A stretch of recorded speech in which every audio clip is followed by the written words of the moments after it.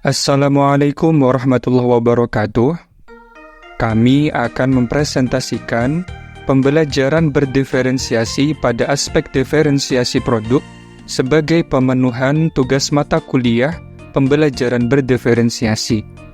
Anggota kelompok kami terdiri dari yang pertama, Lukman Fadoli, kedua, Dewi Syarah Syahidah, ketiga, Mila Ardiana Putri, dan keempat, Senja Jelitawangi.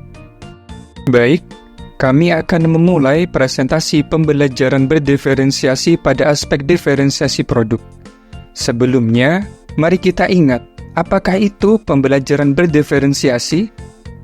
Pembelajaran berdiferensiasi adalah usaha untuk menyesuaikan proses pembelajaran di kelas untuk memenuhi kebutuhan belajar siswa sebagai individu.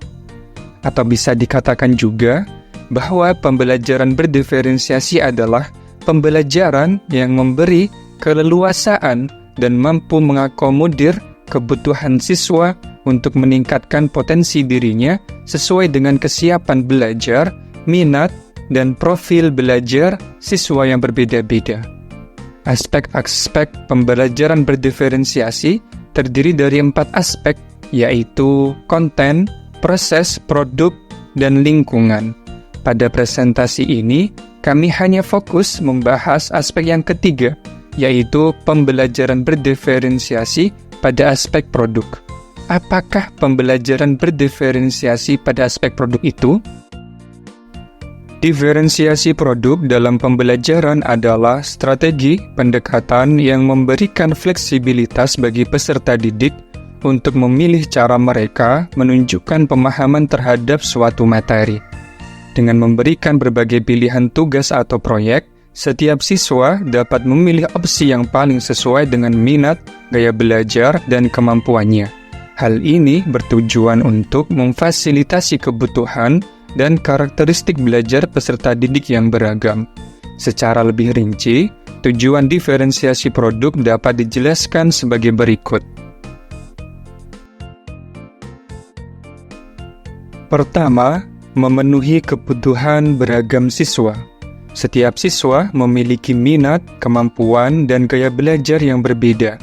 Diferensiasi produk memungkinkan guru untuk menyediakan pilihan yang sesuai dengan kebutuhan masing-masing siswa. Kedua, meningkatkan motivasi dan keterlibatan. Dengan memberikan siswa kebebasan untuk memilih produk yang mereka minati, mereka cenderung lebih termotivasi dan terlibat dalam proses belajar, sehingga hasil belajar bisa lebih maksimal. Ketiga, mengembangkan keterampilan kreatif dan kritis. Siswa dapat berkreasi dan berpikir kritis saat memilih dan menghasilkan produk yang sesuai dengan minat dan bakat mereka, membantu mereka mengembangkan keterampilan yang relevan. Keempat, mendorong pembelajaran mandiri. Siswa belajar untuk mengambil keputusan dan bertanggung jawab atas pembelajaran mereka sendiri, yang mendorong kemandirian dan terbentuknya inisiatif dalam diri. Kelima, memberikan umpan balik yang beragam. Dengan variasi produk, guru dapat memberikan umpan balik yang lebih kaya dan beragam, membantu siswa memahami kekuatan dan area yang perlu ditingkatkan. Keenam, menciptakan lingkungan belajar yang inklusif. Diferensiasi produk membantu menciptakan ruang belajar yang inklusif di mana setiap siswa merasa dihargai dan diterima, terlepas dari perbedaan individu mereka. Lalu, bagaimanakah langkah-langkah diferensiasi produk dapat dilakukan? Langkah-langkah diferensiasi produk dapat dilakukan sebagai berikut. Pertama, pembagian kelompok sesuai kemampuan dan kebutuhan peserta didik. Kedua, pembuatan produk oleh setiap kelompok belajar.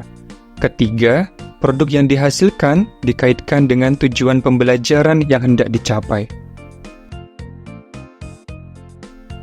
Sebelum merancang diferensiasi produk, guru perlu memperhatikan hal-hal sebagai berikut. Pertama, penugasan produk harus fokus pada pengetahuan, pemahaman, dan keterampilan penting yang ditentukan dalam sasaran tujuan pembelajaran. Kedua, Penugasan produk yang efektif harus dapat mendorong peserta didik untuk memanfaatkan pengetahuan mereka.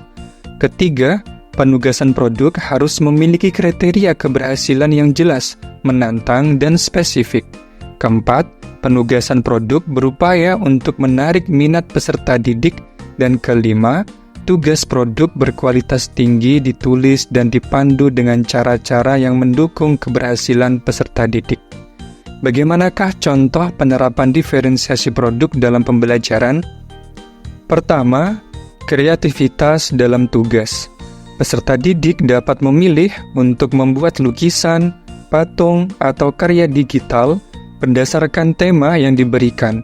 Ini memberi ruang bagi ekspresi diri peserta didik. Kedua, portofolio karya. Peserta didik mengumpulkan berbagai jenis karya, dapat berupa gambar, tulisan, ataupun rekaman yang menunjukkan pemahaman mereka tentang suatu topik. Ketiga, proyek pilihan. Peserta didik diberi pilihan untuk menyelesaikan proyek dengan cara yang berbeda, misalnya membuat video dokumenter dan presentasi PowerPoint, serta paragraf tertulis. Demikianlah presentasi dari kami. Kami mohon maaf apabila terdapat kesalahan dan kekurangan dalam presentasi ini. Terima kasih banyak atas segala perhatiannya. Wassalamualaikum warahmatullahi wabarakatuh.